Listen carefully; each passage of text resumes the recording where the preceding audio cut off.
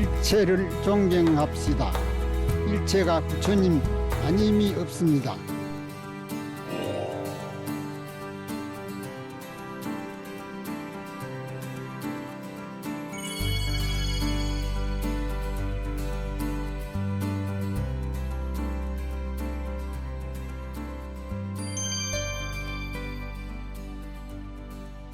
부친이 우리를 데리고 이제 마산으로 지금 그 창원이라는 마산시로 이렇게 옮겨서 학교에 들어간 것이 이제 마산 동중학교. 그때 부친이 이제 6.25 전란에 고생도 하시고 병을 얻으셔가지고 돌아가셨어요. 돌아가시고 이제 고모님이 성철 은사스님, 종사님을 아주 받들어 모시는 이제 신도였어요. 그래서 이제 그 주선으로 성철 종사님 계시는 천재굴 토굴에 가서 부친의 49제 천도제를 메시게 된 거예요. 성철 스님께서 제가 끝난 후에 따뜻하게 대해주시면서 절에 있으면은 여러 가지 건강도 좋아질 것이고 또 이제 학업도 또 지원을 해주시겠다는 그런 이제 말씀을 하셨어요. 그 당시에 부친도 돌아가시고 여러 가지 여건이 어려웠기 때문에 건강이 안 좋아서 대단히 걱정을 하고 있던 그런 시기였고 치료할 수 있는 그러한 방법을 일러주시고 건강해질 것 같고 또 살아날 것 같다는 그런 생각으로 스님을 메시고 평생 살겠다는 작심을 하고 메시게 된 거예요. 그것이 성철 스님을 메신 인연이에요.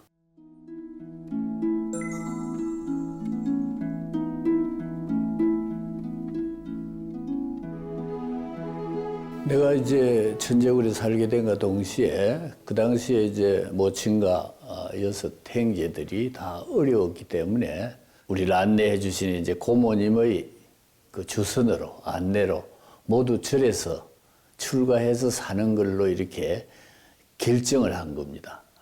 그렇게 하게 된 것은 이제 성철 스님께서 그러한 길을 인도해 주셨기 때문에.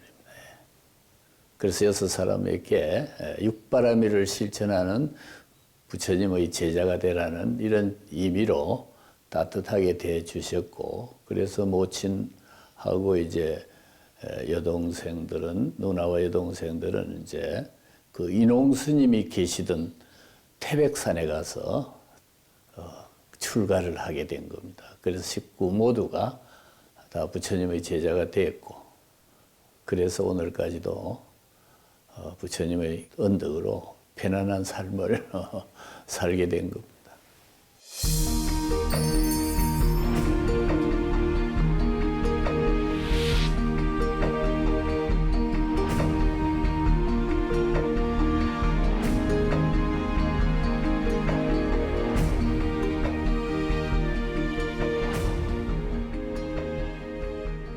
그 당시에 성철 스님은 안정사 뒤쪽에 천재굴이라는 조그마한 이제 토굴은 이제 작은 절이라는 얘기가 되겠습니다. 토굴에 계셨는데 그렇게 계시게 된 것이 봉암사에서 해방 직후에 한국 불교를 새롭게 중흥하자, 부처님의 말씀으로 돌아가는 일을 하자, 이렇게 원력을 세우시고 봉암사에서 결사, 수행 정진을 시작하셨더랬습니다.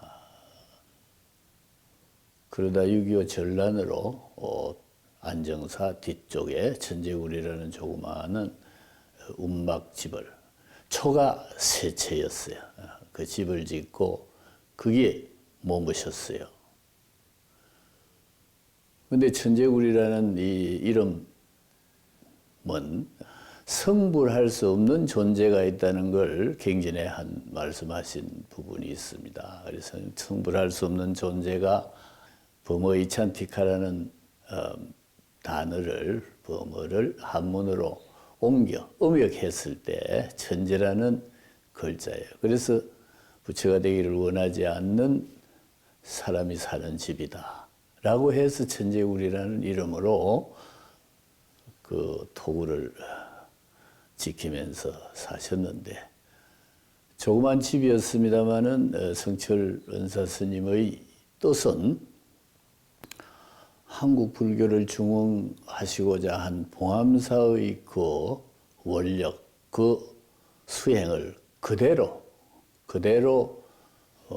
전하시기 위해서 노력하시던 시기였습니다.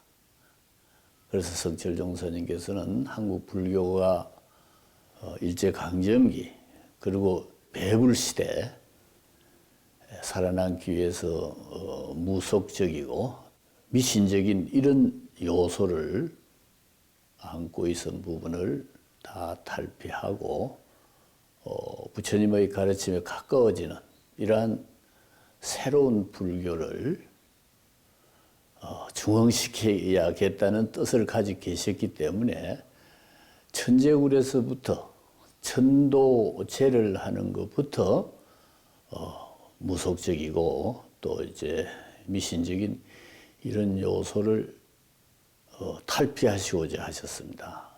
그래서 굿하는 이런 행식에서 탈피해가지고 염불하는 천도제 이런 모습으로 이제 실천하신 것이 천재굴에서의 성철 스님의 은사 스님의 그 당시의 모습이었습니다. 내가 거기서 처음 이제 가르침을 받은 것은 지금도 그 메모가 있습니다만은 모든 사람 부처님 같이 존경하는 그러한 하심을 할 줄 아는 사람이 되라. 그리고 이제 부처님 갱전 중에 부처님 참불송, 부처님의 뭘 칭찬하는 이제 갱전의 말씀, 그걸 이제 날마다 읽도록 했고, 그리고 예불을 중국 총림에서 처녀 대중이 모여서 이렇게 예배하고 또 수행한 그 가르침을 그대로 실천하도록 하신 거예요. 그래서 예불 참회문이라고 해서 108예배를 하고, 그리고 아침에는 능엄신주라고 해서 능엄 갱에 있는 이제 주문 신주를 외우게 하고, 그리고 이제 그 법신지는 기도 정진을 그 계절마다 사계절 결제 해제 때마다 하시도록 한 것이 바로 천재굴에서 시작한 겁니다. 전란에 그 군에 가서 돌아오지 않는 아들을 둔 어머님이 아들이 돌아오기를 그 기원하면서 찾아와서 하소를 한 일이 있었습니다.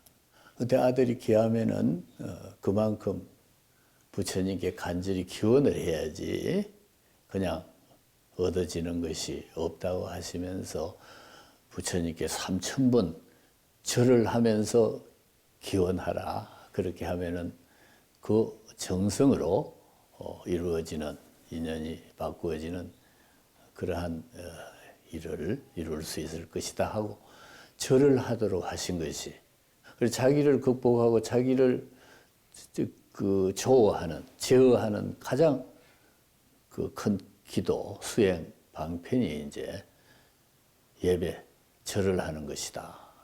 이렇게 성철 스님도 늘 주장을 하셨습니다. 그래서 성철 스님이 절을 많이 시켰다 이러는데 자신에게 이기는 그러한 수행을 하라고 일러주신 것이고, 평생 그걸 지키시고 일관되게 이제 자신도 건강이 나빠지기 전에는 하루 108 예배를 꼭 하시는 그러한 이제 그 수행을 하셨고, 그리고 큰 스님들 그 당시에 이제 성철 스님을 찾아온 스님들에게 그 불교의 깊은 이제 선종의 깊은 그 의록들을 서로 이제 탁마하고 거량한 그러한 시기였습니다. 지금 천재굴에 제가 스님을 모시고 있을 때 제일 그 처음으로 만나고 다녀간 스님 중에, 정단에 이름이 남으신 스님 중에 제일 먼저 뵈니가 그 석호 스님입니다. 석호 스님, 소홍 스님이라고 나중에 이름을 알려요. 석호 스님이 그 당시에 이제 그 자주 오시고 또 이제 스님과 법거량도 하고 그렇게 하셨는데 연세가 비슷했습니다. 한 번은 그 내가 밥을 잘 못 할 줄 몰라가지고 쌀이 이제 뭐 퍼지지 않는 밥을 먹고 병이 나시고 할 때, 그때 석호 스님이 오셔가지고 밥을 해 주시고 또 반찬도 하셨던 그런 이가 석호 스님이시고, 그리고 청담 스님이 또 다음으로 그 도선사 청담 스님이 이제 많이 거래를 하셨고, 그리고 제일 많은 이제 인연을 가졌던 분이 그 자운율사 스님. 어떤 종단에 크게 기여를 하신 분들은 다 성철 스님의 도반인 동시에 또 그 서로 돕고 또 탁마하고 가르침을 나눈 이러한 스님들입니다.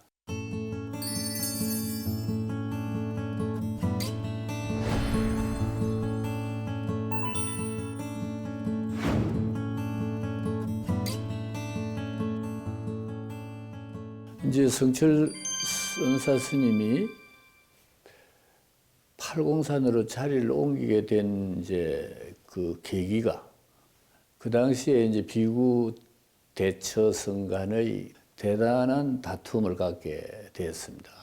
그래서 그때 이제 해인사 그 주지를 대처 스님 쪽에서 해인사 모시고 가겠다고, 또 비구 스님 측에서 해인사 주지로 모시겠다고, 이런 양쪽에서 미시러 온 거예요.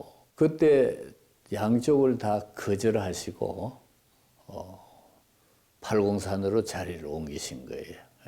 거절하시면서 종단의 그 정화나 불교의 정화는 정신적으로 이루어져야지, 저를 서로 차지하는 이러한 싸움을 하는 것은 바람직하지 못하다고 하면서 양쪽을 다 거절하고 팔공산으로 자리를 옮겼습니다. 그러면서 암자 주변에 철망을 치고는 출입을 제한을 하죠. 설 때, 추석 때, 그리고 결제 해제 때 말고는 일반 불자들의 출입을 제한을 하셨습니다. 팔공산에서의 그런 이제 그 안거를 두문 불출, 산중을 나오지 않는 이런 뭐 혹자는 수행을 했다고 하는데, 그 수행이라기보다는 뒷날 한국 불교의 중흥을 이루기 위한 이제 그런 정리를 하는 이러한 이제 시간을 10년 동안 팔공산에서 가졌습니다. 그래서 그 기간 동안 이제 스님을 모시고 살았고, 10년이 되었을 때, 만 10년이 되었을 때 자기는 평생 상자를 데리지 않고 혼자 살기로 했으니까 다른 사람의 상자가 되라고 이렇게 말씀을 하셨습니다. 그래서 스님의 가르침을 받기 위해서 모시고 살은 것이지 어디 중이되기 위해서 한 것이 아니니까 그 중입되는 것을 원하지 않는다는 아주 단호한 말씀을 드렸더니 10년이 될 즈음 당시 해인사에 이제 자원 스님, 자원율사 스님이 계셨습니다. 자원율사 스님께 연락을 부탁을 해놓았으니 가서 수계를 하고 오라. 그리고 이러면 천재구리에서 인연이니까 천재로 하라. 이래서 10년 행자로 있었다는 얘기가 이제 나오게 된 겁니다. 그때 이제 자운 스님 같은 분, 또 그 운어 스님, 운어 스님께서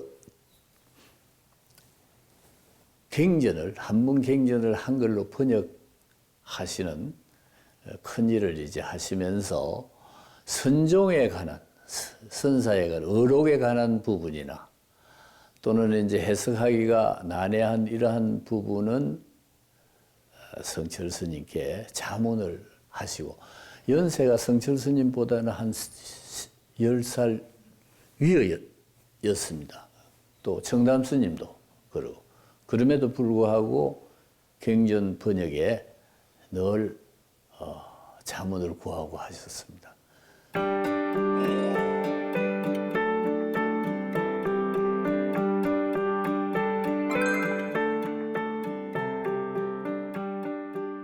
팔공산에서 10년 지나고 나면서 여러 가지 여건이 이제 인연이 다 떠나야 되겠다고 이제 결정을 하셨고, 그래서 갈 곳을 물색하던 중에 그 청담 스님을 제가 찾아간 거예요. 그래서 성철 스님께서 지금 팔공산에 계시다. 지금 그 길 떠나게 되셨는데 여기 어떻게 모시고 오면 안 되겠냐고 여쭈었더니, 그래서 얼른 모시고 오라고 그렇게 해서 그 모시고 간 것이 그의 개울 청담 스님과 도선사에서 지나게 된 겁니다. 도선사에서 그에 지나면서 이제 도선사가 오늘이 있도록 이렇게 그 지금 정리하신 것이 그 성철 스님의 이견, 말씀을 많이 청담 스님께서 참작해 주셨기 때문입니다. 예를 들면은 그 당시 이제 무속적인 이런 걸 정리한다고 하시면서 산신각도 없애고, 그리고 이제 참회를 하는 것이 수행의 제일 첫 번째다고 하시면서 참회 도량으로 간판을 붙인 것이 이제 성철 스님의 그 말씀을 성담 스님이 그대로 수용하시고, 그래서 지금도 그 가면은 석불전이 있습니다. 도선사에. 그 석불전은 전을 참회 예배하는 그 이제 공간으로, 법당으로, 야외 법당으로 이렇게 정하고 예배를 하도록 이렇게 시작한 것이 그때였습니다. 지금도 가면은 석불이 바로 비를 맞는 것을 피하도록 위에 구리판으로 이렇게 부처님 머리 위에 장엄을 했는데, 거기 범어 글자를 써놨습니다. 그 허리라는 글자, 범어 글자를 썼는데, 이 능엄신주를 외우게 하시도록 하기 위해 가지고 봉암사에서 상당히 고심을 하시다가 천재굴에 계실 때 범어를 한글로 직접 음역하도록 하신 겁니다. 왜냐하면 한문 글자가 지역마다 시대마다 음이 달랐기 때문에 한문음으로 달아놓은 범음은 대단히 기준을 잡기가 어려웠습니다. 그래서 그것을 이제 한글 음을 단 것이 성철 스님의 그 시도고, 그리고 그것이 기준이 된 겁니다. 그래서 그 당시에 그 심부름을 내가 했기 때문에 그 진언을 부처님 위에 그 닷집에 진언을 쓰는 것이 좋겠다고 하면서 쓰도록 해서 한 것이 이제 도선사 석불전의 그 범어 글자에 보다 이 앞선 이제 불자들의 그 기도하는 곳으로 이렇게 만들어 노력을 하셨고, 거기 실달 학원을 만들어서 부처님의 그 가르침을 전하는 교육기관을 만들자, 성가대학을 만들자고 하셔서 실달 학원이라는 간판을 새겨서 붙이고 학원을 시작한 겁니다. 그것이 어떻게 보면 지금 성가대학의 첫 시작이라고 할 수가 있습니다.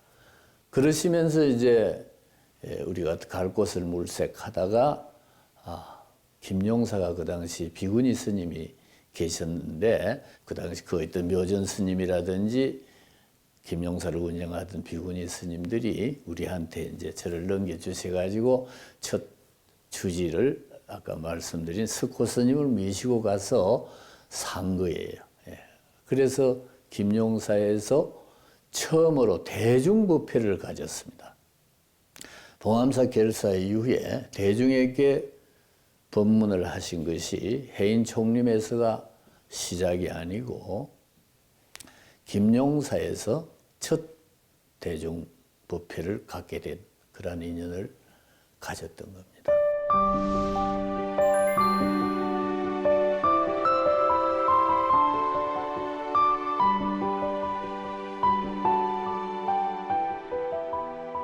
총림법을 특별히 만들어 가지고 완전히 해인 총림을 해인사를 독립된 이러한 그 수행 도량으로 그리고 성철 스님을 방장으로 권한을 부여해서 총림이 시작된 겁니다.